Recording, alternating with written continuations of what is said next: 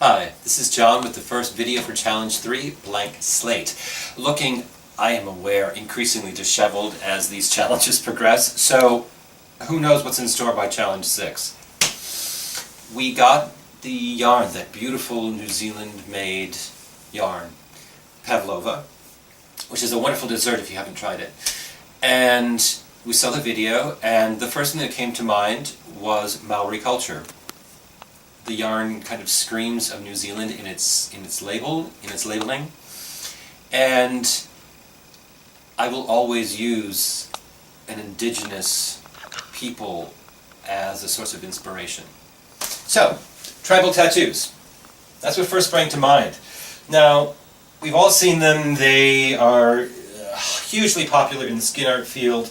But even when they take on a more contemporary application, incorporating elements of modern Western art, they're far too specific and I think way to the left of center for the market we are attempting to address for this challenge. So I turned to other art forms. Weaving, in particular basketry. That's when I started to see those rectilinear forms, the color palettes that I really love, the whole nature of something that must be utilitarian.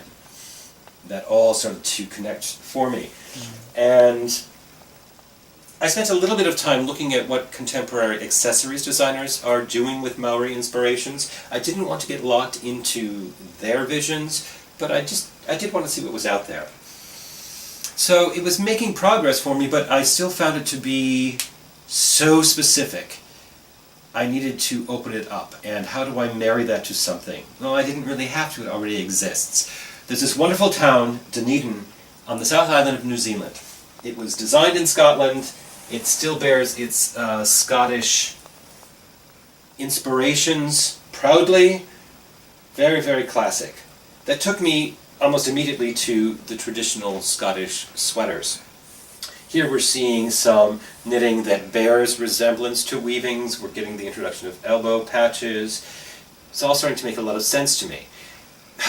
But it's menswear.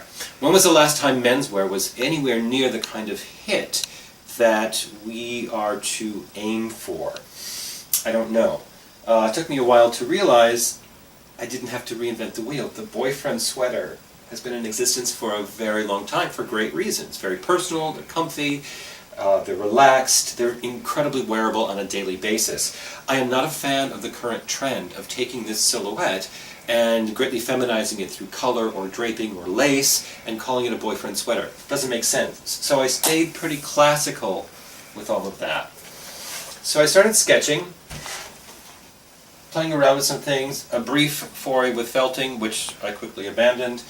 Got back to that woven inspiration. I did start introducing some color here, which I think is needed. This is boiled hemp. The challenge for me with this color is that on pale skins, it's not particularly dynamic when it's unmitigated. And so the simple introduction of these deeper, richer tones brings a vibrancy that doesn't exist otherwise. So this is just a sneak peek at what I'm working on. A traditional edging, as close to traditional as I will probably ever get. This woven effect, which is basically stockinette, but it's worked on two different size needles, and one side is twisted. Elbow patches, that's what we've got. I feel very pleased with this. I think it can be marketed well. And the twist arrives on Monday, so who knows if any of this is going to remain. We'll see.